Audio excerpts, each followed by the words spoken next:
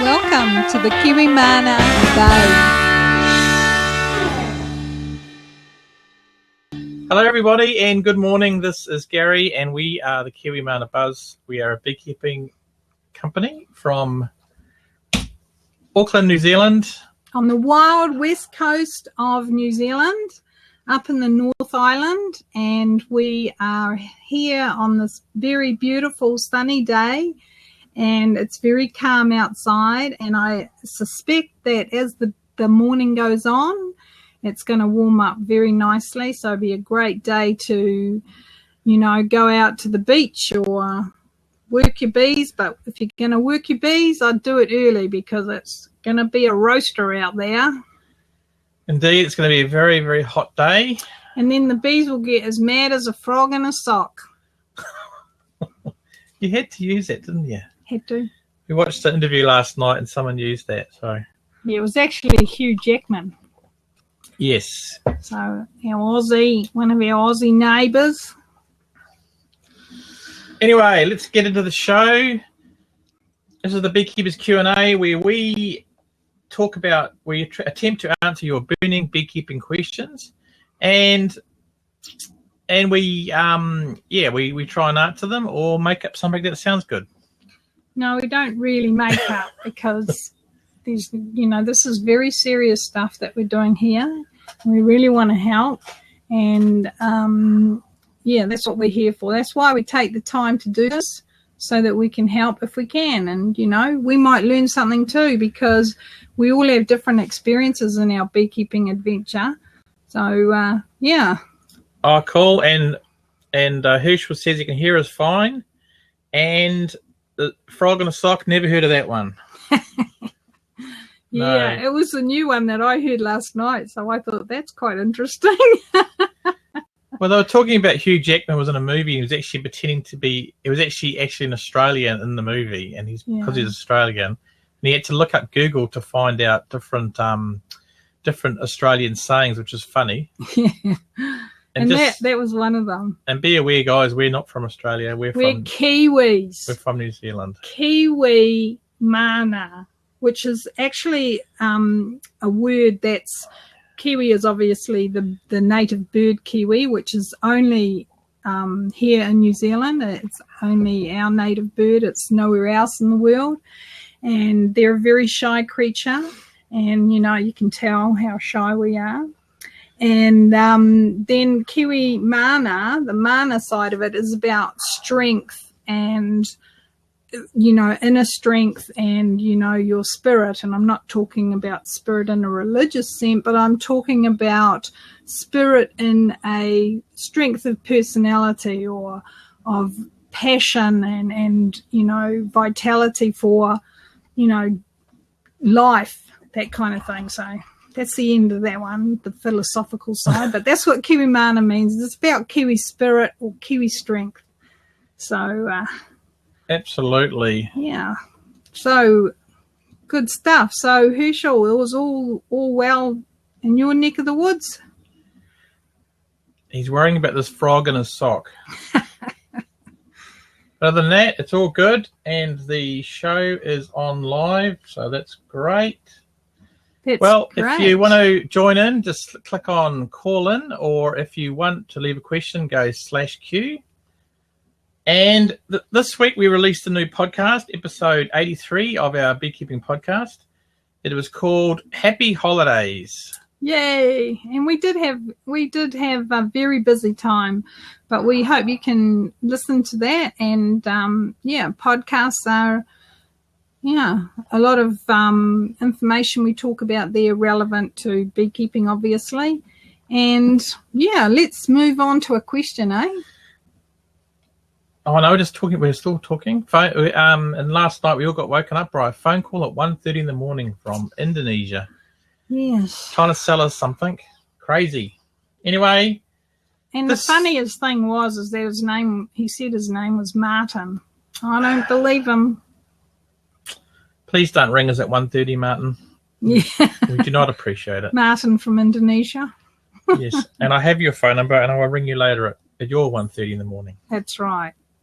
Anyway, let's get into questions from you guys. So the first question how to become a beekeeper in New Zealand. So what do you reckon the best steps are for that? For me personally,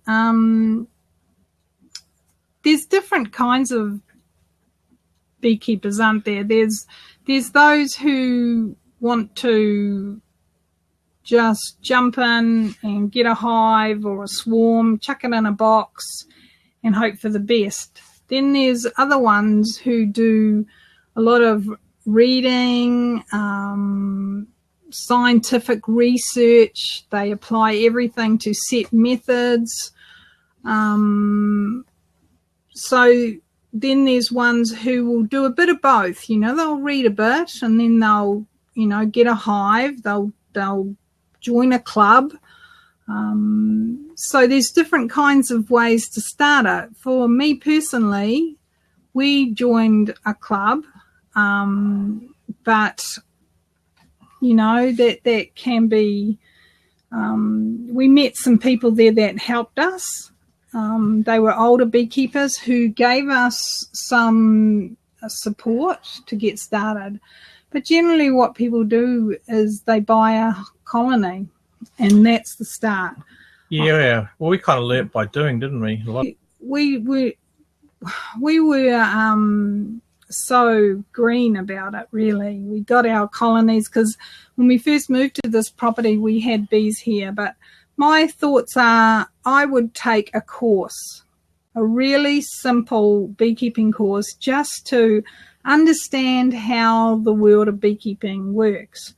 And that's one of the reasons why I set up the beekeeping courses we do, or that I take, is because I think a simple understanding of the world of beekeeping will give you a good grounding. And then from there, well, I think I would have liked that. The courses that were available at the time were so intense and so full of stuff that you would never apply until you're actually doing the beekeeping. So my thoughts are that you get yourself into a position where you have a really good basic understanding of the beekeeping world.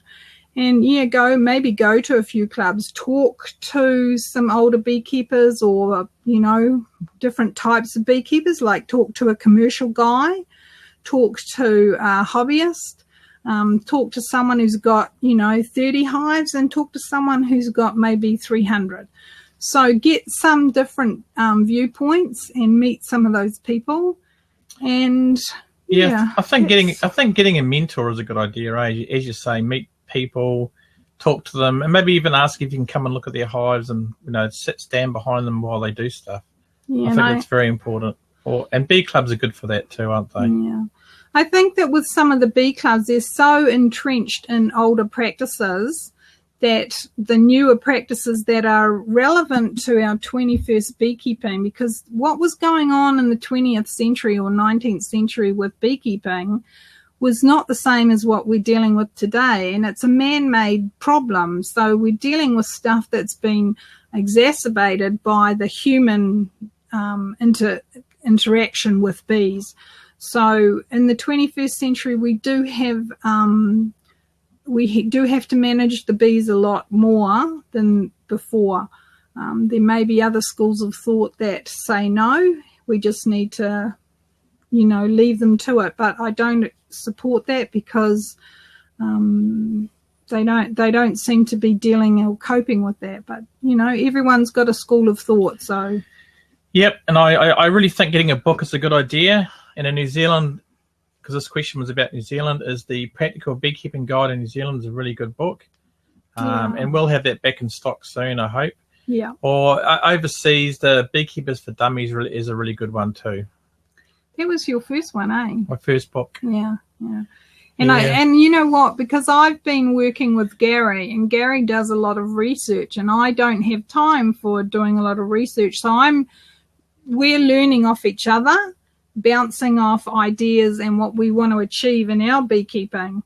So one of the first things I teach my students is saying, why is it that you actually want to do beekeeping? What is motivating you? Is it honey collection, Or do you just want to have them in the garden and breed bees or grow another colony? Or do you want it to teach your children? So if there's, really think about what you want from your bees, because then it's easier to ask the questions that are relevant to what you want to achieve. Because if you're a hobbyist beekeeper and you've got one colony, what you're wanting is so different from someone who wants to get into 1,000 hives and manage it that way. Yes, absolutely. And now we'll move on to the second question we got on the email this week is, how do you do foundationless frames? How do you do? We've got an example of one here. Well, the bees do it. This is, can you guys see that? You've been here, hold like that. You've been framed. Anyway, this is obviously the top bar of the frame. And if I just turn it, can you see that there is a ridge inside here? It's kind of like this, listeners. It's like a pyramid, the top of a pyramid. It's got the point, and that goes all the way along. And this is actually the same dimensions as a full depth Langstroth. So this is what we are using, some of them in our lifestyle bench hive. Yeah. And there's no holes in here. It's just completely clear. So they're working on that. And we will have some samples of their photo of that in the next couple of weeks, because I put some frames in to see how they go. So, yeah, it's pretty much, they'll do the same as they do in a top bar, and they'll just start drawing from here. But we haven't waxed any of these, and so it'd be interesting to see what the bees come up with. So that's what a foundationless frame looks like for a bench hive that we've got here in our backyard. Yeah, and just had a welcome there to Fat Bee Man's just joined us. Whoa, welcome. I think you need to click on open seat or join seat, Don, if you want to join in. And I'll try and get it. I'll just try doing that. I'll just get a bit closer. A bit too close. You can see there's like the V there. That's what the bees build there. Slowly. So, did you see that, Herschel? Yeah, I think Herschel's sort of watching. So the idea is that they build their own comb on there. And some people put wax on there, some people don't. When we talked to Michael Bush, he said that it's better just let the bees do their thing. Yeah, and that's principally what we're doing with our bench hive. So it would be really good, because then the bees can, manufacture the size of comb they want. If they want to have drone comb, they'll do that. If they want to have honeycomb, they'll do that. Generally, I've seen the drone comb is usually around the same size as the honey. So that's been interesting. Yeah. And Don's trying to join in. I think it's Don. It's on the right-hand side of the picture of me and Margaret. There should be a thing that says open seat or join seat or something like that. Yeah, Herschel, can you tell us what the name is? Because we can't really see it from your guys' point of view. But I'm pretty sure it's just like a join seat or... Yeah, and if you can't see that... Why does it say lock seat? That means you can lock it, but it's currently open. See? Open seat. Okay. So, yeah, if you can join us, Don, that'd be fantastic. And... yeah, that's good. The chat room's going off. Welcome. We're glad to hear about more people joining us. And Don, the Fat Bee Man, that's been awesome. And we've, really enjoyed the stuff that you've put out there over the years. And we really love that knowledge that you're sharing. And that really does help us with some of our practices, and we've seen your methods, and it's been inspirational because we've used them to manage our bees. Obviously we always have to think of our microclimate, which really does affect us here heavily in the west coast of Auckland, New Zealand. So, yeah, thanks for all the stuff that you have put out there, Don. That's been awesome. Absolutely. Well, until Don's organised the joining, we'll go on to the next question. And this is from an email. How do we move a beehive a short distance? This rings really exactly the same question you've put on an article that you've done, because it is a question that we get often asked. And sometimes when you first set up your colony, you're looking at all the microclimates that can affect it. So what happens is that you might have put it in a place that's just not quite right, or is just, in winter it gets too damp. And we've had that issue on certain parts of our property. So this article is really relevant if you do want to do this. So, Gary, you put the article together. So what are your thoughts on that? Well, I think that people say that you've got to move at 3 miles or 3 feet a day. I think that's kind of a myth. I think if you actually put something in front of the hive to make the bees reorientate them, that works. Yeah, that works well as well. Yeah, I think from my experiences when I've moved a hive a short distance, the risks that you face are that the foraging bees will go back to... Oh, here we go. We've got Don calling in. Hey, excellent. Okay, I've got Don here. Yeah, I think putting like a... Hello, Don. Hi, Don. I think putting a tree in front of it, like a bush, that they come out and they go, oh, what's this? Yeah. And they change what they're doing. Hi, Don. Welcome. Hello. Welcome, Don. I was just saying how awesome it's been seeing your work over the years, and how much we appreciate what you've put out there. So thank you. We just trying to make more and better beekeepers. Yeah, I agree. That's motivated us too, because it's all very well getting a colony, but managing it properly and trying to keep them healthy is a real key these days anyway. Yeah, exactly. And welcome to Blab, Don. I understand it's your first day, so... Yeah. If anybody is there, that has questions, don't be afraid, to ask a question. I do a chat, and a lot of people are reluctant to say anything, but I'm basically here to help, anybody that I can. Awesome, and fantastic. Thank you. Thanks for taking time to come today. And we've got a few. We've got Herschel, and he's a beekeeper. He's a beginner beekeeper, eh? Yeah, Herschel's a beginner. He's actually got his He hasn't got his bees yet. He's not still waiting to set them up. So he's doing the right thing, is talking to people about what he wants to achieve, and waiting on his new colonies. And we were just saying about how to move a beehive in a short distance. And our thoughts are that we move it at night when everybody's back home supposedly, and then we put it in its new position, and we put a branch in front of the entrance so that they see it's changed. So what are your thoughts on that? Well, I used to move bees in Florida, and we used to go down and start putting screens in entrances at 4 o'clock in the morning, and that was quite a few years ago.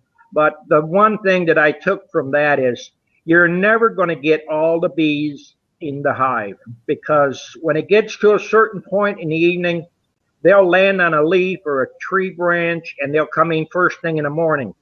We've gone back at 7 o'clock or 8 at daybreak to load a truck with hives, and there would be 1 pound or 2 pounds of bees just hanging on the front. So what you have to do if you're going to move them is try to move them when it's a cool day. They're less likely to be as many out, but you're never going to move a hive with 100% catch. Never happened. Oh, that's, no. Yeah. We have experienced that when we've taken the hives away. We think we've done everything correct, and then the next morning, as you say, the ones that were out start returning. So I mean, generally I tell people, unfortunately, they'll probably will die, or they'll find a hive that is as close as possible and maybe sneak in there. Yeah, yeah, absolutely, they'll do that. So that's good. Oh, and Herschel just saying he's getting his bees in April, because I guess it's your spring, isn't it, Dong? I didn't hear the starting to warm question. up. Oh, Herschel's saying he's getting his first lot of bees in April. He's in Pennsylvania. That's a good time to get them. I mean, you're going to have bees that are going to forage, but you're going to have to plan on feeding them. I used to live in Ohio, and you have to watch. Your season is short, so do research on whatever kind of person who's giving you information. Check them out before you make any kind of drastic things. There's too many people that give information at its detriment to a new beekeeper. And if you make a mistake, you get discouraged, and then you want to give beekeeping up.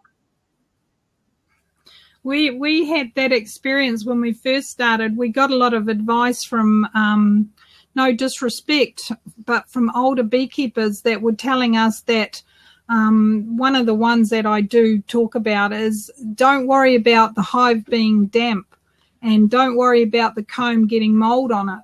Now that today is actually a real indicator of issues in the hive, and we lost colonies because we didn't worry about it. So, you know, it is really important to understand the people that you're dealing with and how they manage their bees and how successful they are. So, and we've made mistakes. We've lost colonies, and we still lose colonies. Well, my advice on the videos that I put out, and my theme all the way through it is, I'm not a master beekeeper. I've learned from the school of hard knocks. And my whole theory is common sense.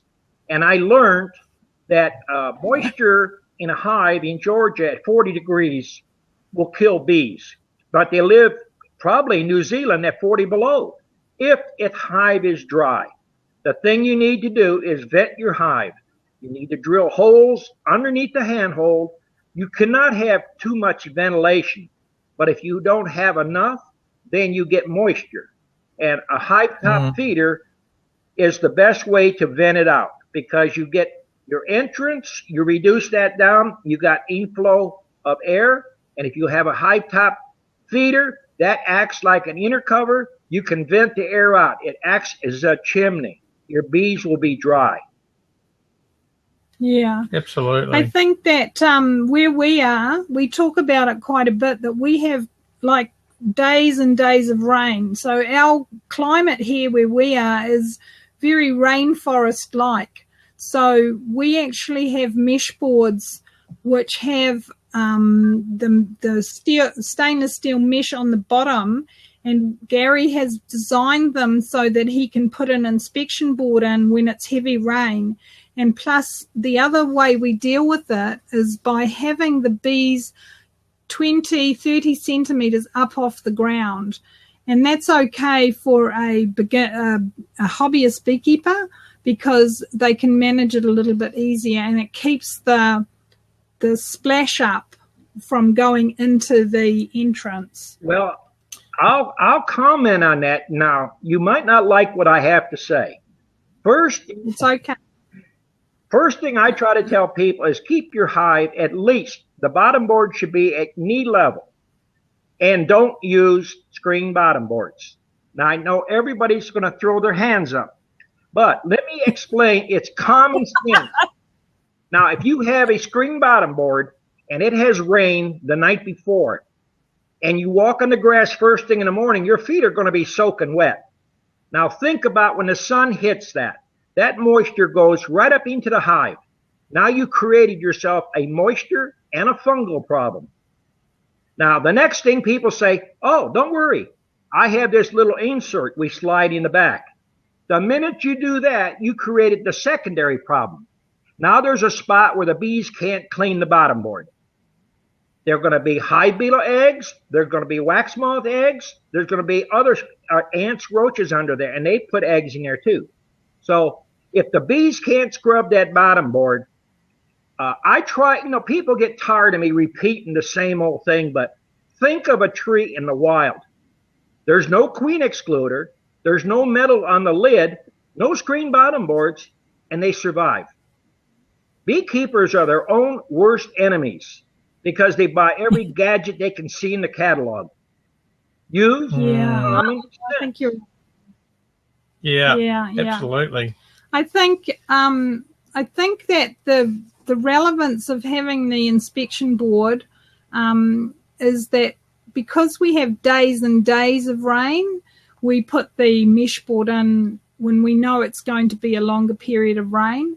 So we do inspect the bottom board or the base board and check that there's no moisture in there.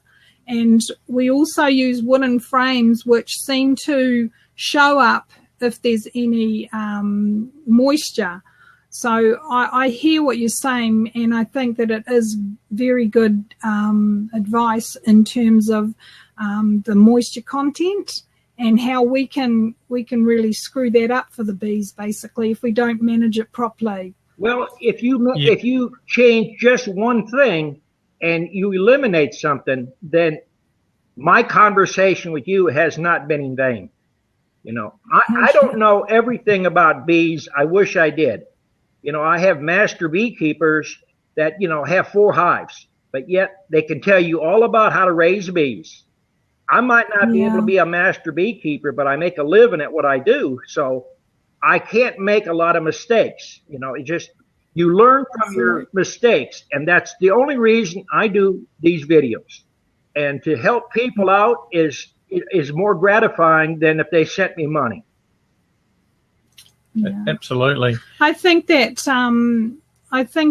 it is of value, and we've enjoyed watching your videos, and they are very helpful. And I think probably the only thing I would say is that we do have to understand that because we're all from different areas and different countries, that our microclimates can really affect our management of our colonies. So, you know, it's good to understand the local environment for each of us, and that we may vary our practices to meet that climate, you know. So it's been awesome, Don, because we have enjoyed watching your videos. So, yeah, well done. It's been great. And Don, you are a master beekeeper, so you don't are. worry about that. But, you know, we have...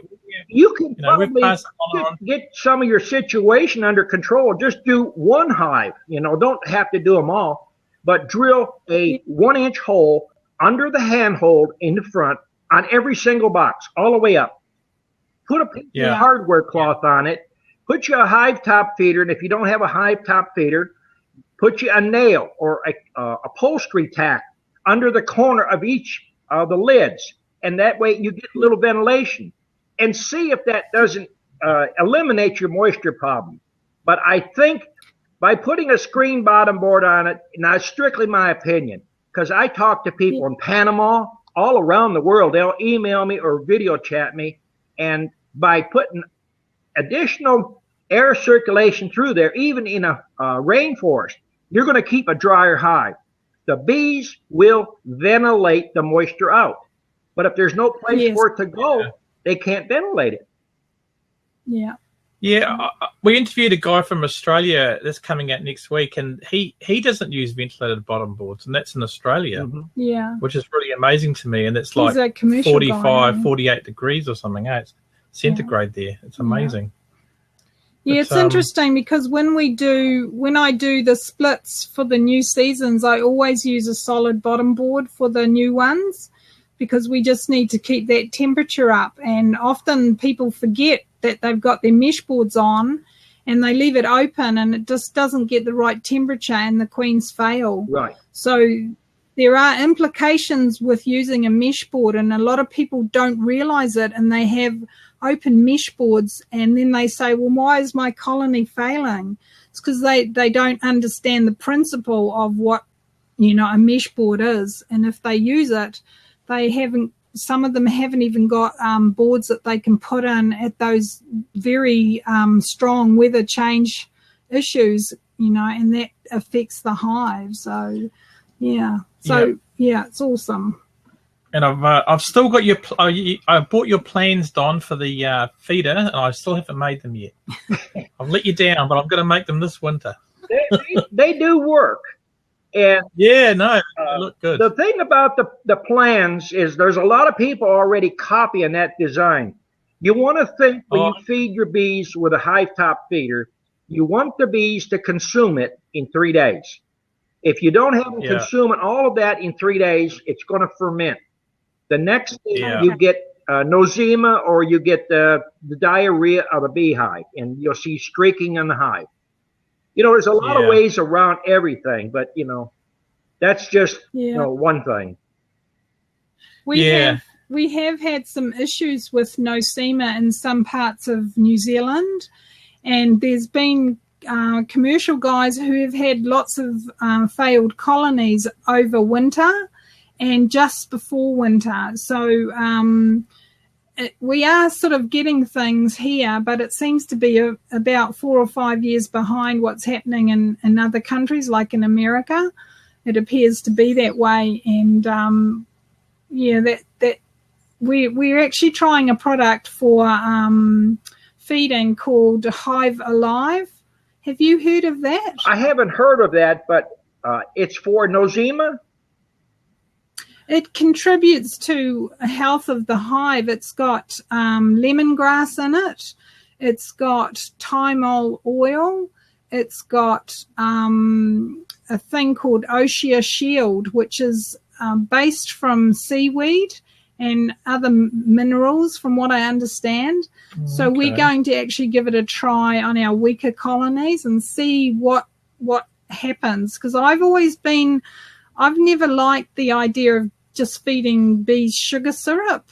I've always felt that it had to have something more in it, a bit more minerals or something, just because it's not a well-rounded food, in my view. That's my personal view. And I've sort of been reluctant to feed, but it's a very common practice amongst commercial guys. And a lot of our beginners are doing that as well, feeding now.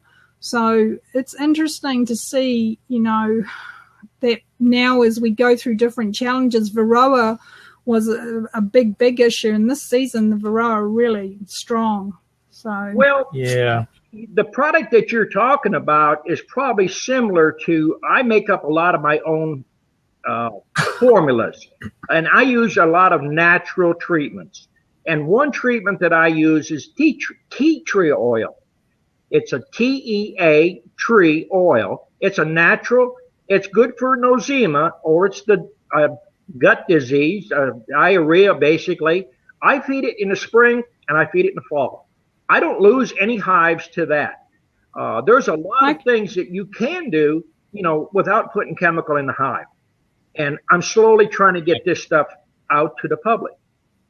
I don't want to get up on a soapbox and say, do this, do that, but these are things that are working. And when people say they're losing 30 to 40%, and when I speak at a bee club or a college, I lose 1 to 3%, and a bad year I lose 4%.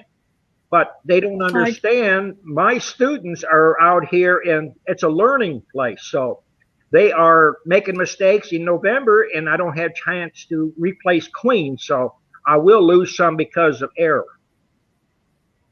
Yeah. Do you how do you get the tea tree oil? Do you make it yourself, or do you buy it in? Or I buy it commercially, and I buy the best that they have. And I started out with like 4-ounce bottles, and I worked up to quarts. I buy tea tree oil, spearmint oil, wintergreen, and lemongrass. And those are the oils I use to keep my hives healthy. But I buy them by the gallon, except lemongrass. Lemongrass, when you're mixing up 55 gallons of syrup, you only need about 2 tablespoons full. In a gallon, you need five drops max in a gallon of mix. But when you say most commercial people feed sugar, I feed sugar to build. But when I'm making splits, I use honey. When I'm making a split, I do completely different what most people, they say you need a frame of brood, a frame of pollen, a frame of honey, and open brood. No, I take a queen cell with just a frame of honey and I attach it to the side with just one frame and I shake some bees in there. I got a nuke. That's just different ways I do things. Yeah, and so our methods have been that we always have honey and we always leave honey on for them. Over time, we've only taken a few, like 2 frames from last, before Christmas. We took 2 frames off, but we generally leave all our honey on the colonies. And that does contribute to these colonies doing better, and I support that. Well, there's 2 ways you can look at that. I have found that a 5-frame nuke will go through the winter better than a full-size hive with 1 frame of honey. And people leave two supers, of honey on. Their chances of survival are a lot less. And it's all common sense. Right where you live, if you have a 2-story house and you're not using the rooms upstairs, the most common thing is to block them off. So think about a beehive. If you put a feeder on top of it and you pull the honey, if they get light, you can add a little honey back. You're not going to kill the bees. You're putting the natural food that contains enzymes, the natural antibodies, everything. Sugar water is not good in the winter, but it's only an emergency situation. But now when you leave 2 supers of honey, bees are just like people. Once they get their supplies for the winter, they start slowing down. But if you pulled all that honey off, they're going to keep trying to replace it. They work harder. That's why I say save the honey in reserve. You can always feed honey back, but don't dilute honey. Yeah, and don't have a huge hive and have a small cluster.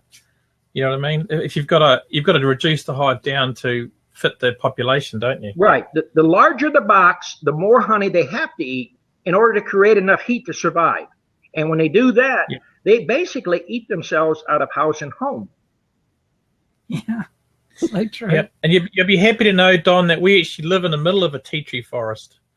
So we've got piles of tea tree. Well, that is, actually you can get the leaves yourself and just kind of mash them and get that yourself. That's wonderful.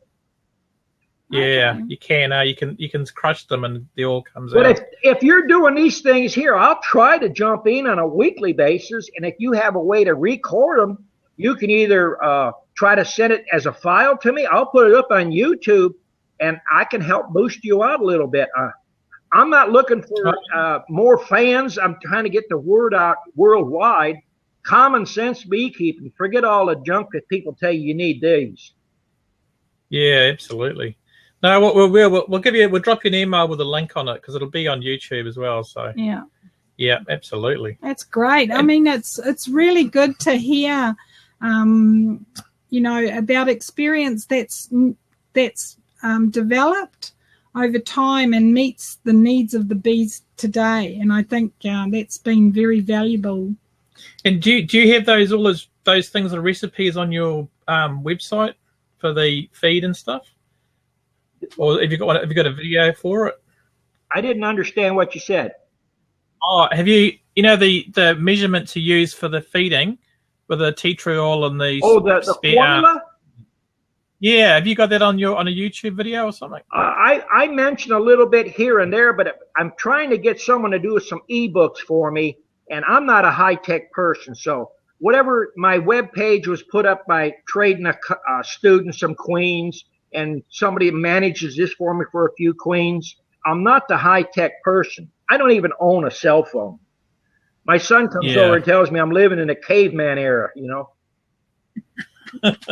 Yeah, but the men do their best thinking in the cave. Well, exactly. I try to tell people you don't need all these extra things, Use common sense. Build everything yourself. He does. This man here loves all that stuff. Yeah, well. I have to. That's how I earn my money. Yeah, that's how we can eat. I hope I'm not tying up your thing here. You probably have other people want to ask you something. It's okay. We can have 4 people. So if anybody wants to join in, click on Open Seat. Or if you've got a questions, type /Q in the chat. And have we got any questions coming up? We've got well, Herschel here saying he'd rather have common sense beekeeping over flow hives. Yeah. Controversial, Herschel. Yeah, that's it. I think they're an interesting idea, but I think they're very expensive. I think there's like $1,200 for a box, wasn't it? It was amazingly priced. Have you looked at the video that I put on YouTube, My Flow Hive? Oh, yes, I did. It was constructed for $20. Yeah. Maybe the thing he has something to work, but from everything that I know about beekeeping, it doesn't make sense. First of all, if you have something there to scrape the cappings off, they're going to clog up whatever they come out of. But going back to what they show, I see a beehive with honey coming out with a background that looks like a cloud, but I don't see one bee in the air. And if you open that up, you'd have millions of bees on it. So you haven't convinced me yet that that's going to work. You know, Don, I thought exactly the same. I said, where are all the bees in this, you know? If you look at the video I put up, and I made that flow hive that I have for $20, I have a video there, and I show the bees are going in and out of the hive. And I turn the spigot, and there's honey walk coming out of mine. And there's jars on top.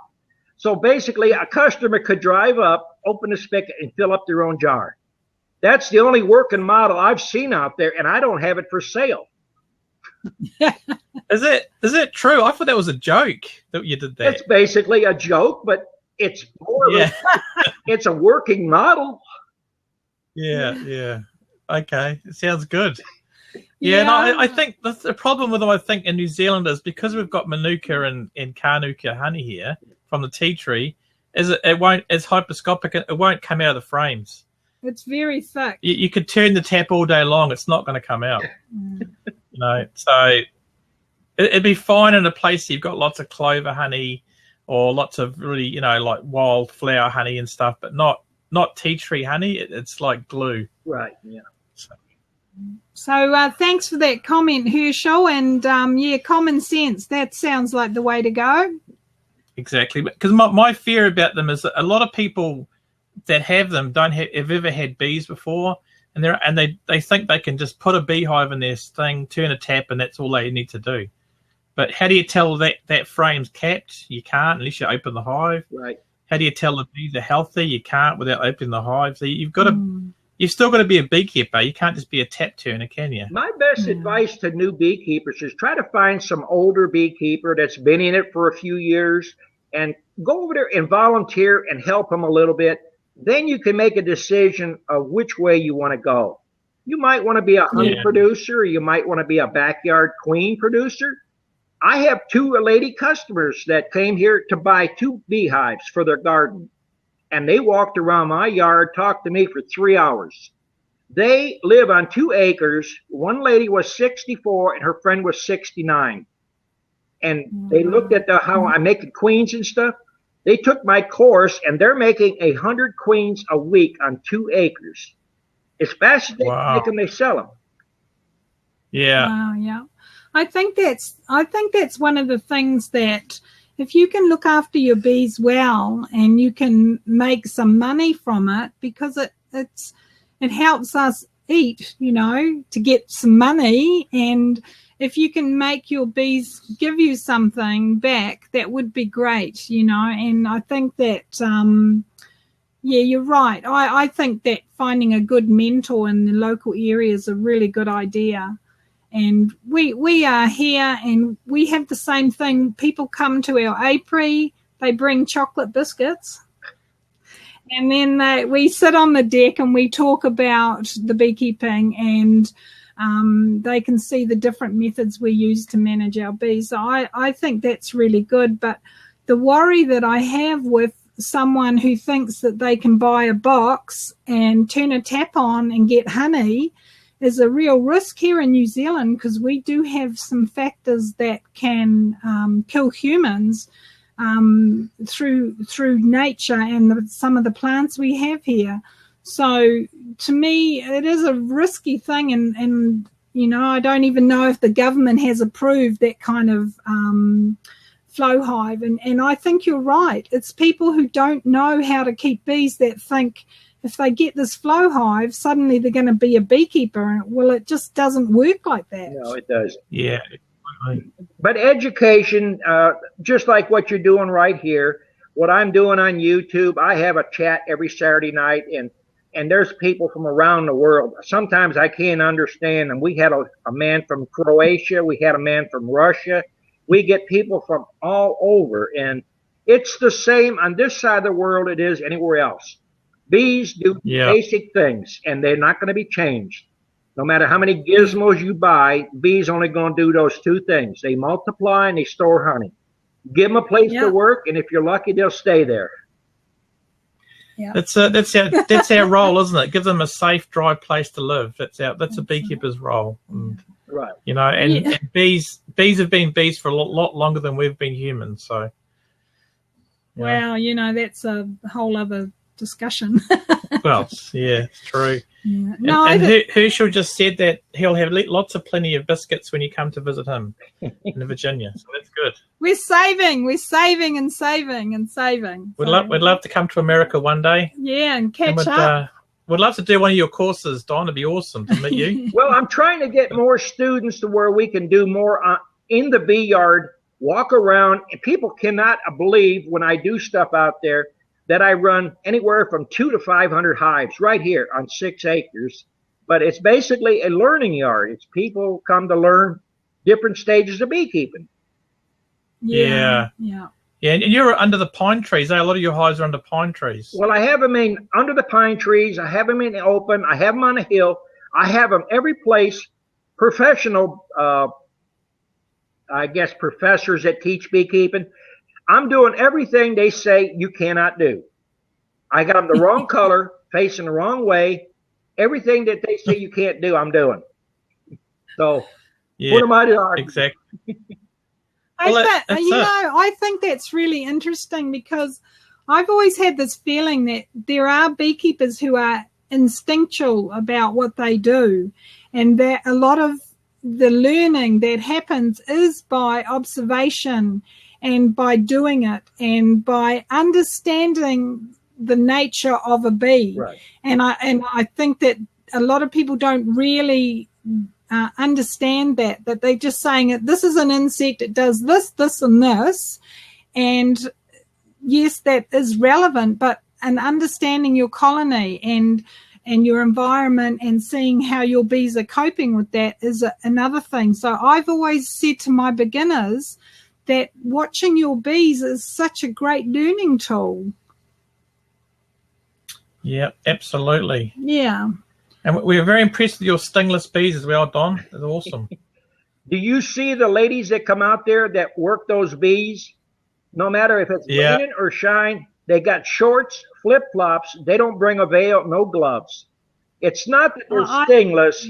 I breed my bees for survival. I breed them for honey production.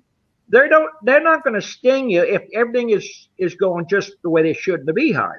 But if you have a problem in there, they get defensive. And I get a lot of my bees out of the wild and breed from that. Wonderful. Yeah, awesome. Yeah, Margaret here wears jandals on doing her beekeeping. I do, but I always cover my face. I really have got this thing about getting stung in the face. I've been stung on my head and in my, on my head and that I got quite distressed about an answer to a $100 question. Okay. What's that? Put a couple drops of liquid smoke on your hand, rub it on your hands, and then rub it all over your face. The bees won't sting you. Okay. Yeah, because it smells like smoke, eh? Yeah. I won't charge you for that one. Okay. Thanks, Don. So do you have Patreon? Have you ever had Patreon? I don't know what that is. We have Patreon where we have some beekeepers from America, Aaron and Lauren Jennings, who are our patrons, and they contribute certain money every month to us through PayPal. Is that right? Yeah, we have several patrons, not just Aaron and Lauren, and basically it's like a donation system. They pay you per month. I mean, it's something you should look into, Don, because people might be keen to donate to you. So. Yeah, I mean, it may generate some income.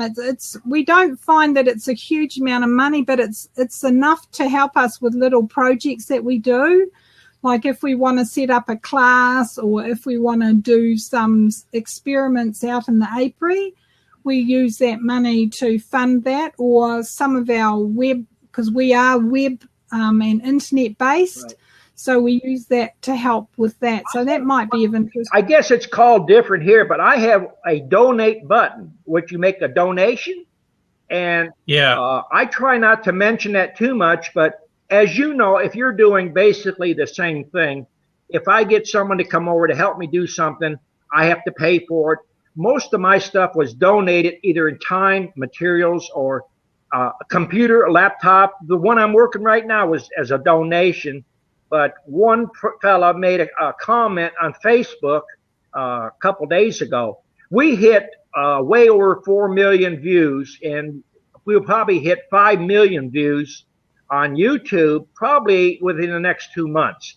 And he said, if everybody just sent you $1, you'd be a very wealthy man. But if they sent 10 cents, they wouldn't miss it. I could get by a little better even. Exactly. That's it. I mean, I think that's true. And beekeeping and beekeepers are valuable. And we do a lot of services for the community as well, because we will go and collect swarms. We won't charge anybody for it. We will try and ensure that the colonies are disease-free if we are going to sell them. So we have things that we do which we don't get financial reward for. So I think that having that little bit of help has been really awesome for us. It has helped, eh? Yeah, that's good. It pays for our podcast hosting as well, which is good.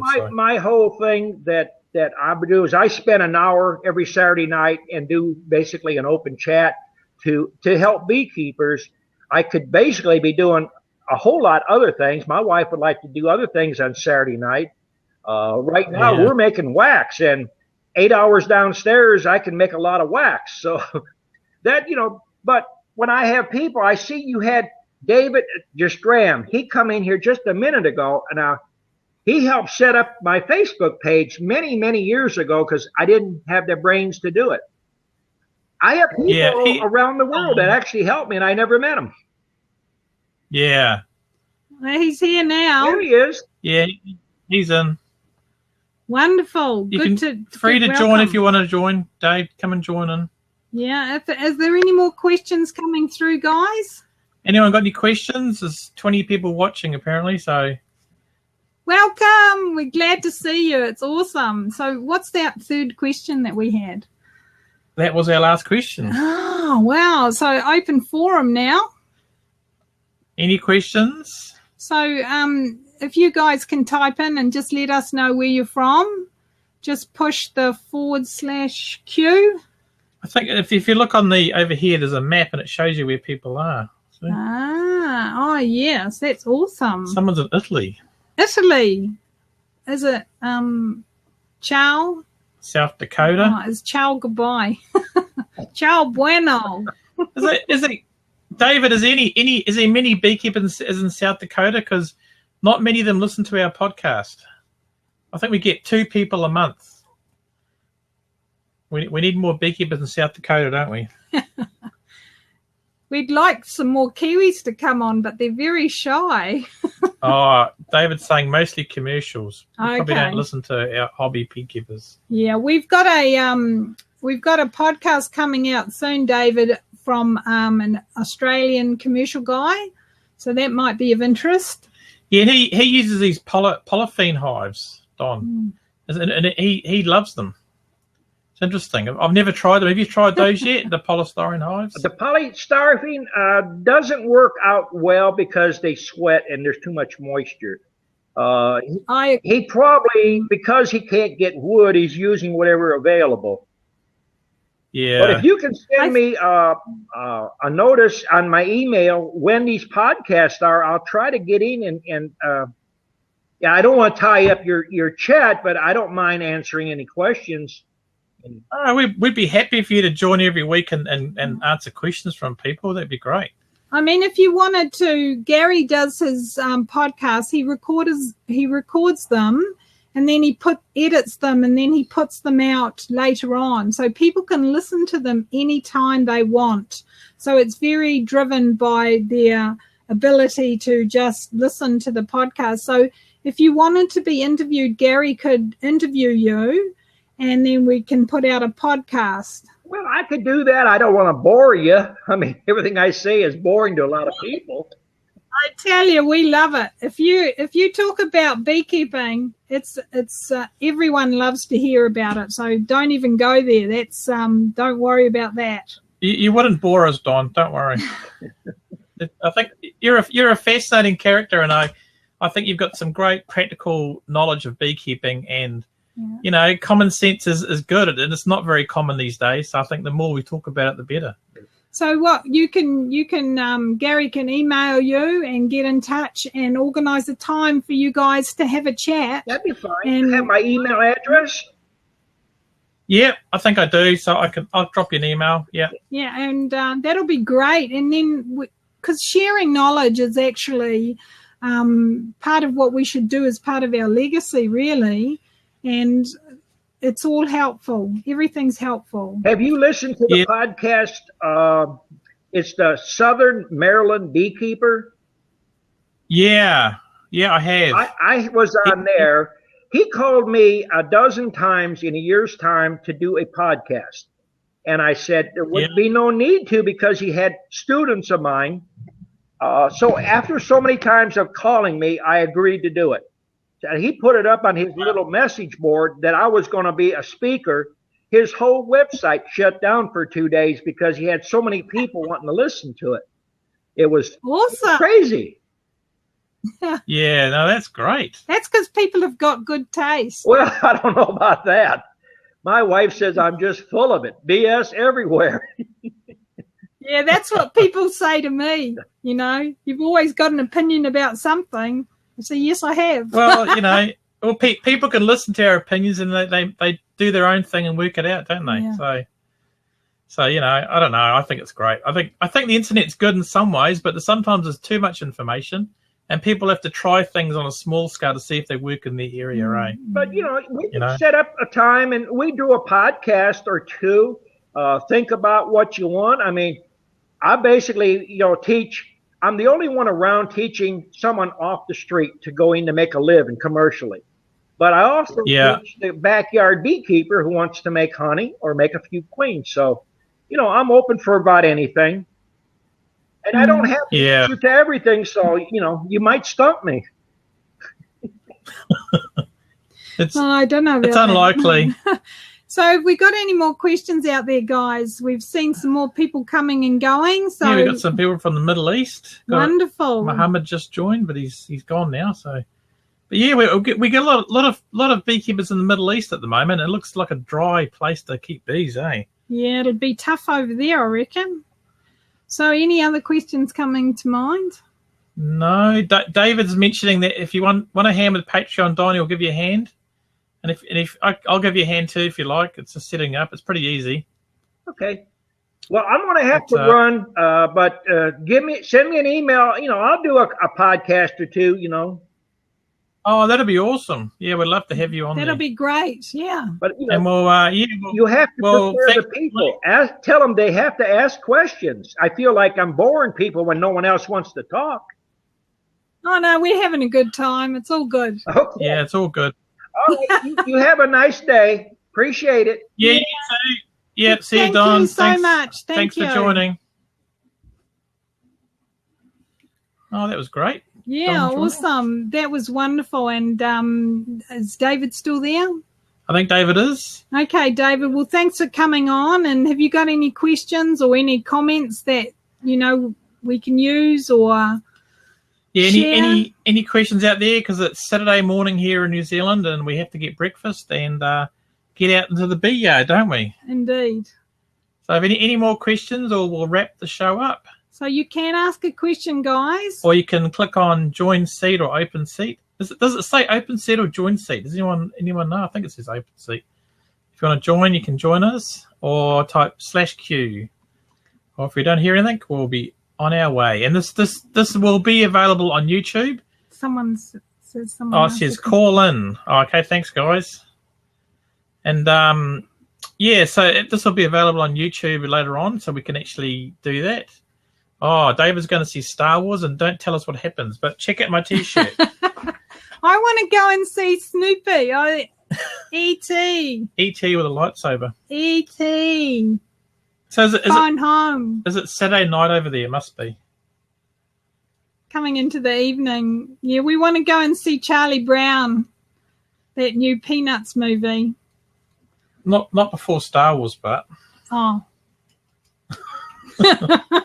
And the other question in the last podcast we asked is, does this time work for you guys? And I guess it'll work for some people, but then it won't work for others, but we'll try that. We're sort of like still learning through this process, and the questions that we answered today were all about starting up beekeeping, moving a beehive a short distance, and what was the other one? How to use a foundationless frame. Yeah,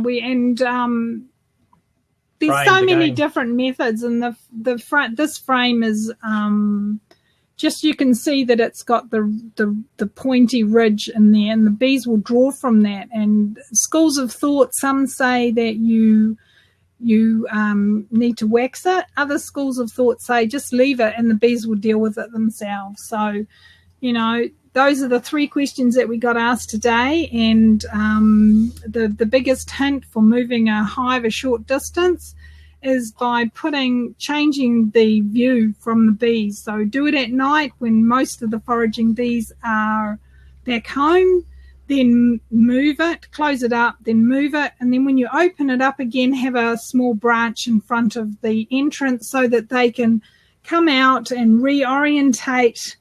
And it takes them a few days to really get that. Sometimes if there are other bees that are the foragers that are a bit further away, they communicate. The ones in the new position actually go back and forth from where the old location was, and they communicate, and eventually they all understand where the new colony is. So they'll go to that point. But that does take about 4 days. And also, another Kiwi Mana News, I've just bought a GoPro camera. So we'll do some videos with that. So we hope to get some visual stuff. We've got blogs, which you can read. We've got the podcast, which you can listen to. We've got the Q&A today. And so now we're trying to get some video out there as well. So so thanks everyone for joining, and have a listen to our new podcast. It's kiwi.bz/83. That came out 2 days ago, so check it out. And you can join our newsletter. It's free, and hopefully there's lots of info on there that you'll find helpful. And we also let people know what we're up to in terms of courses, beekeeping courses, and local activities. So join that, and a lot of world news on there as well, which we share. Yep, and we'll probably have an interview with Don soon. That sounds fantastic. Oh, I can't wait. The fat bee man, we've watched him over the years, and he's great. He's very passionate about the girls, and I love that about him. And David's just saying that they have a bee chat on Google Plus on Sunday nights in America.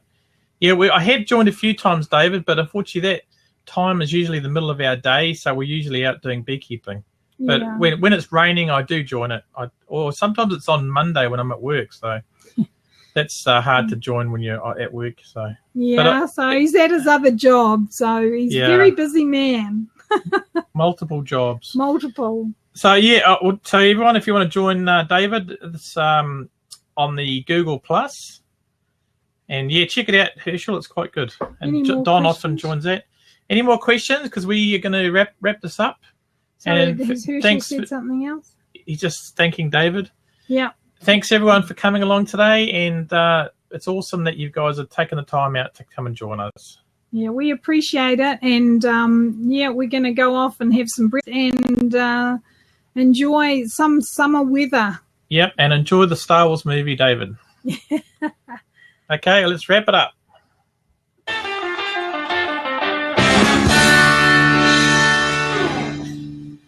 See you guys. See ya.